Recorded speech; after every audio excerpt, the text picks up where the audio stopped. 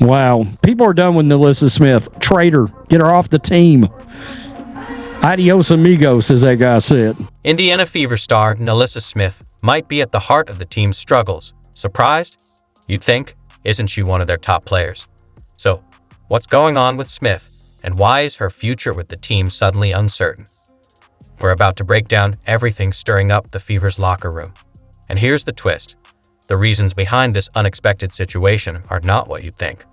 Get ready, because this is going to be eye-opening.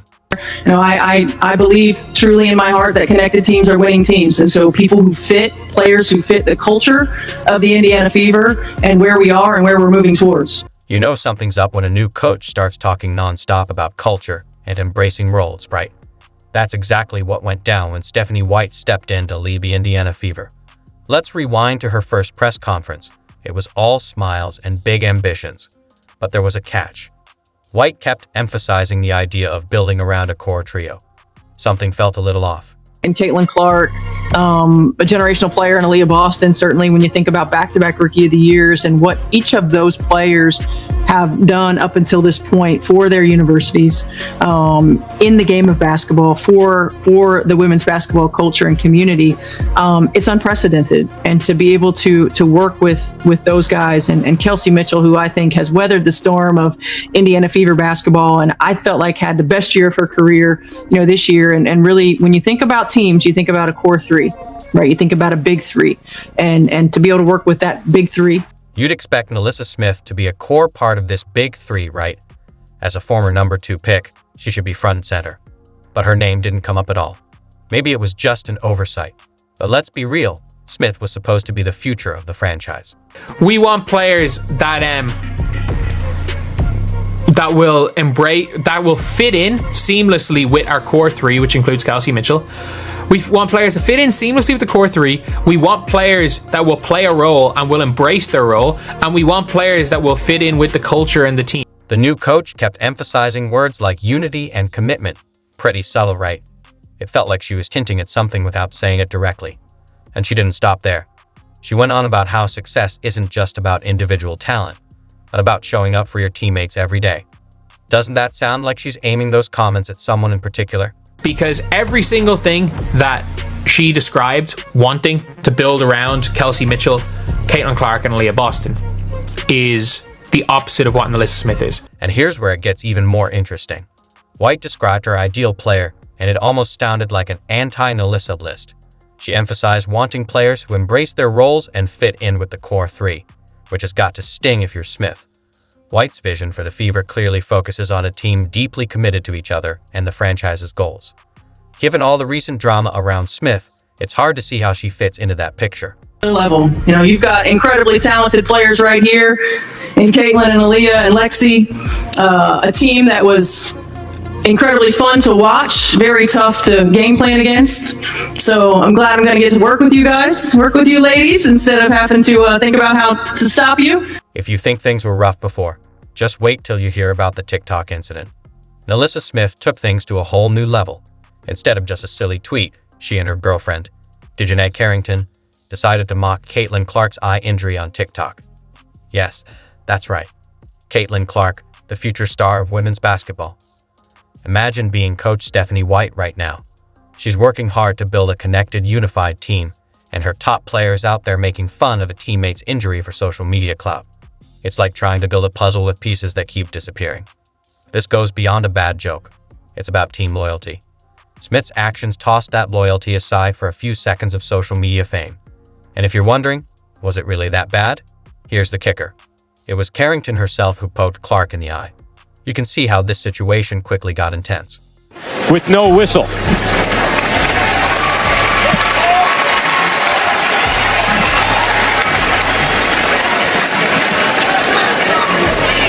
Now, there's nothing Indiana can challenge here because no call on the floor was made. Clearly not. In pro sports, this kind of thing spreads fast. It's like tossing a match into a room full of gasoline. The whole locker room's in flames before you know it. Team spirit? Unity? Gone in an instant. And the fans? They're furious, wondering if Smith even cares about the team anymore. It's like she forgot she's wearing a Fever jersey, not a look at me. on hilarious t-shirt. 10 toes down. Hashtag free her. Let her go. Let her go. I think she's gone. She is 100% gone. Here's the worst part. Clark's teammates and everyone in the Fever organization are staying silent. But believe me, that silence speaks volumes. It's the kind of silence that says, we've got a serious problem here. But the problem is that a lot of the team kept some stuff. They kept everything. If you thought the TikTok mess was bad, just wait until you hear about Smith's performance on the court. Things went from bad to worse faster than you can hit follow. Sure, Smith's off-court antics were a disaster, but as long as she's dominating on the court, right? Well, here's the twist.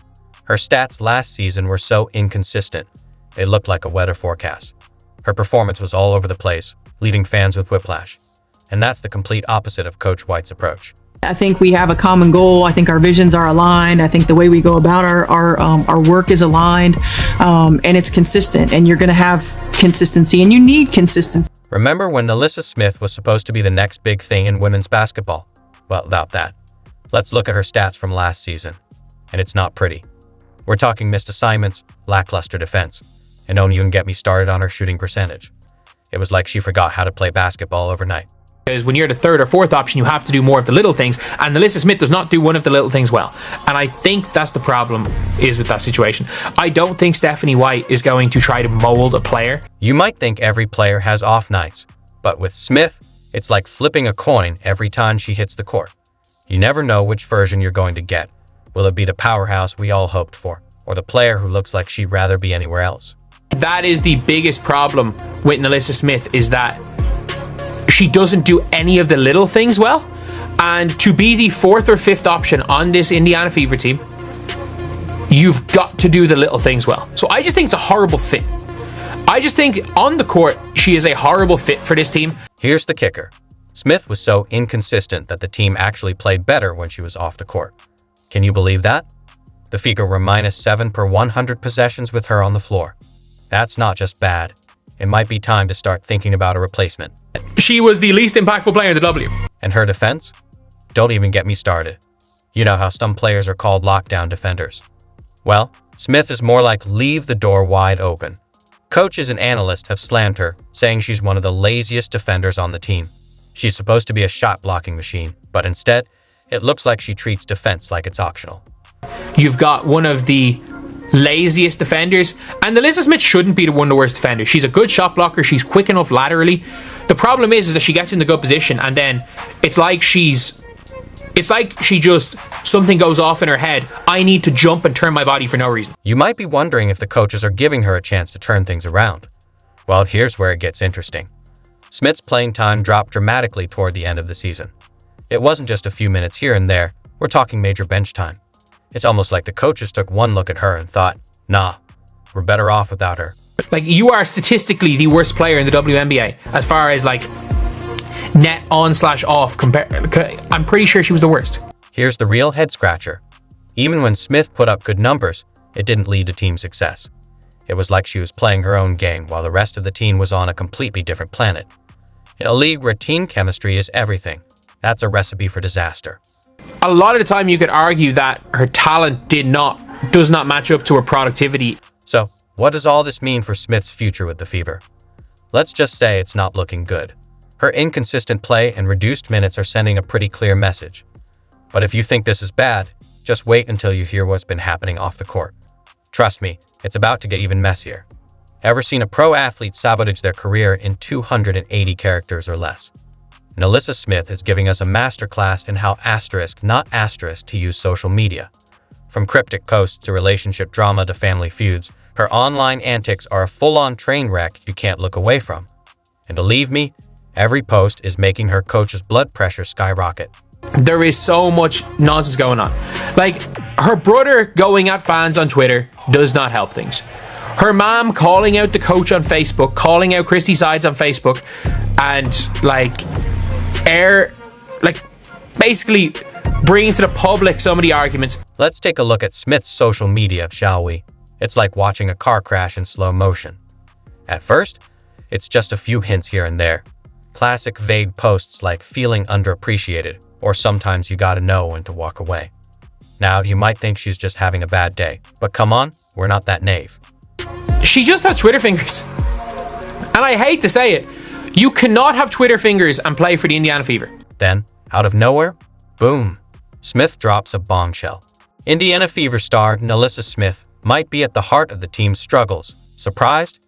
You'd think, isn't she one of their top players? So, what's going on with Smith, and why is her future with the team suddenly uncertain? We're about to break down everything stirring up the Fever's locker room. And here's the twist. The reasons behind this unexpected situation are not what you'd think. Get ready, because this is going to be eye-opening. NaLyssa Smith, as soon as they got knocked out of playoffs, took Indiana Fever out of her bio. The second. You know something's up when a new coach starts talking non-stop about culture and embracing roles, right? That's exactly what went down when Stephanie White stepped in to lead the Indiana Fever. Let's rewind to her first press conference. It was all smiles and big ambitions. But there was a catch.